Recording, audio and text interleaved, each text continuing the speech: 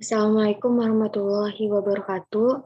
Perkenalkan, saya Fani Rifanda Sofian dengan NPM 204102031 dari kelas A. Di sini saya akan memaparkan materi metabolisme gizi mikro mengenai fosfor yang dilambangkan dengan huruf P besar. Baik, langsung saja untuk mempersingkat waktu. Yang pertama ada pengertian dari fosfor. Fosfor merupakan unsur non-logam padat dan merupakan unsur kimia nomor atom 15. Nah, fosfor ini terdapat 3 alotropik yang berwarna kuning, merah, dan hitam. Untuk yang berwarna kuning ini bersifat beracun, mudah terbakar, dan bercahaya dalam gelap. Dan untuk yang berwarna merah ini bersifat kurang beracun dan mudah terbakar. Dan yang terakhir berwarna hitam ini tidak larut dalam sebagian pelarut dan paling tidak mudah terbakar. Untuk simbol fosfor tersendiri adalah P besar. Untuk berat atomnya adalah 30,974. Untuk nomor atomnya adalah 15. Untuk berat jenis yang warna kuning itu adalah 1,82 Newton per meter kubik pada 20 derajat Celcius. Sedangkan yang berwarna merah itu adalah 2,20 pada 20 derajat Celcius.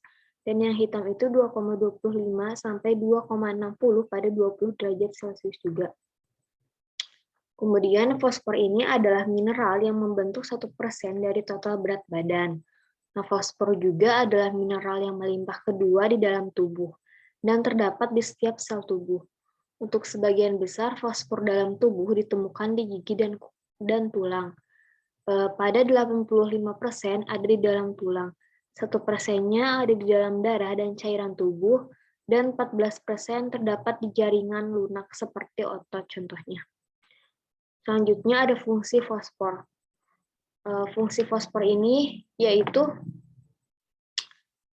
untuk kalsifikasi tulang dan gigi melalui pengendapan fosfor pada matriks tulang atau forms and keeps strong bones and teeth. Kemudian yang kedua, helps maintain our energy levels. Nah, ini itu mengatur pemeliharaan energi melalui proses fosforilasi. Fosfor ini mengaktifkan berbagai enzim dan vitamin B dalam penglihatan energi pada metabolisme karbohidrat, lemak, dan protein. Yang ketiga, help oxygen delivery in the body. Nah, ini itu absorpsi dan transportasi zat gizi dalam bentuk fosfat. Nah, fosfor ini berperan sebagai alat angkut untuk membawa zat-zat gizi yang menyeberangi membran sel atau di dalam aliran darah. Kemudian, keep the healthy function of our brain and nervous system. Nah, ini itu membantu komunikasi saraf, yaitu dengan cara pengiriman sinyal ke otak, dan membantu otak dalam merespon berbagai rangsangan dari luar tubuh. Selanjutnya, from our genetic, our energy levels material, DNA and RNA, ini itu bagian dari ikatan tubuh esensial, yaitu RNA dan DNA, serta ATP dan fosfolipid. Selanjutnya ada helps to maintain normal acid balance atau pH. Ini itu mengatur keseimbangan asam basa. Fosfat memegang peranan penting sebagai buffer atau sebagai penyangga untuk mencegah perubahan tingkat keasaman cairan tubuh. Nah, hal ini itu dapat terjadi karena fosfor mengikat tambahan ion hidrogen. Dan yang terakhir ada helps from the membranes of our cells. Ini itu membantu membentuk sel membran. Kemudian ada sumber fosfor. Fosfor ini terdapat pada semua sel makhluk hidup, terutama yang kaya protein seperti daging, ayam, ikan, telur, susu, dan hasilnya kacang-kacangan serta serealia. Untuk daging sapi tersendiri sama ayam yaitu 150 sampai 250 mg fosfor per 3 ons sajian. Kemudian untuk ikan 150 sampai 250 mg. Untuk telur 100 mg, untuk susu 200 sampai 350 mg, kacang-kacangan dan serealia. Selanjutnya ada kebutuhan fosfor. Kebutuhan fosfor dalam tubuh itu berbeda-beda tergantung dari jenis usianya. Yang pertama dari bayi, sekitar 250 sampai 400 mg per hari. Untuk anak-anak itu kebutuhan fosfornya 800 mg per hari. Untuk remaja kebutuhan fosfornya 1200 mg per hari. Untuk dewasa kebutuhan fosfornya 800 mg per hari. Dan untuk hamil dan menyusui kebutuhan fosfornya 1200 mg per hari. Untuk metabolisme fosfor tersendiri, jadi pertama-tama fosfor ini akan diabsorpsi secara aktif sebagai fosfor bebas di dalam usus.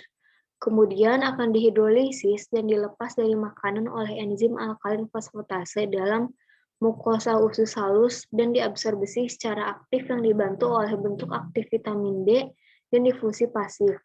Untuk kadar fosfat dalam darah ini diatur oleh hormon paratiroid atau PTH yang dikeluarkan oleh kelenjar paratinoid dan hormon kalsitonin serta vitamin D. Nah, ini itu untuk mengontrol jumlah fosfor yang diserap dan jumlah yang ditahan oleh ginjal, serta jumlah yang dibebaskan dan disimpan dalam tulang.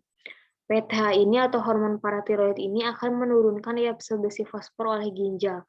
Kemudian kalsitonin akan meningkatkan ekskresi fosfat oleh ginjal.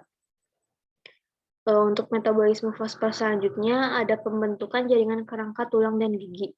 Nah, untuk metabolisme ini itu, jadi fosfor memainkan banyak peranan yang sangat vital dalam proses faali tubuh. Bersama-sama dengan kalsium, ia merupakan pembentuk jaringan kerangka tulang dan gigi. Akan tetapi dalam jumlah yang tidak banyak, peranannya dalam kehidupan tidak kalah pentingnya, yaitu sebagai bagian dari fosfolipid, fosfoprotein, fosfat yang berenergi tinggi, nukleotida, dan lain-lain. Semuanya ini penting dalam metabolisme karbohidrat, protein, lemak, dan juga penting untuk kontraksi urat daging penyerapan dalam arti aktif transport. Nah, ini juga ikut mengatur pH tubuh karena sebagai ion berbasa 1 atau H2PO4- maupun sebagai ion berbasa 2 yang merupakan sistem penyangga utama. Untuk metabolisme selanjutnya ada fosfor untuk metabolisme dan pembentukan sel.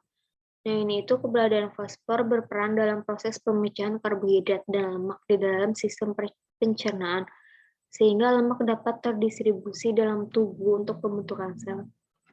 Selain itu, enzim pada metabolisme energi juga dibantu oleh fosfor dalam penyerapannya. Nah, vitamin B ini akan aktif bila tersedia fosfat di dalam tubuh. Fosfor dalam bentuk fosfolipid membantu protein dan lemak untuk didistribusikan dalam tubuh dan membentuk membran sel. Dengan kata lain, fosfor ini membantu mengoptimalkan metabolisme dalam tubuh serta pembentukan sel dalam tubuh. Selanjutnya ada kelebihan fosfor. Nah, kelebihan fosfor ini jika kadar fosfor darah terlalu tinggi, maka ion fosfat akan mengikat kalsium, sehingga dapat menimbulkan kejang. Nah, kelebihan fosfor juga dapat mengakibatkan pengikisan rahang. Untuk kekurangan fosfor tersendiri, maka dapat terjadi karena menggunakan obat antacid untuk menetralkan asam lambung, yang dapat mengikat fosfor sehingga tidak dapat diabsorpsi.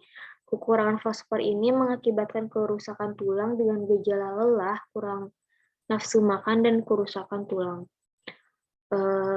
Kemudian kekurangan fosfor juga akan merasakan tulang yang sakit, pernafasan tidak teratur, kelelahan, kecemasan, mati rasa, sensitivitas pada kulit, dan perubahan berat badan.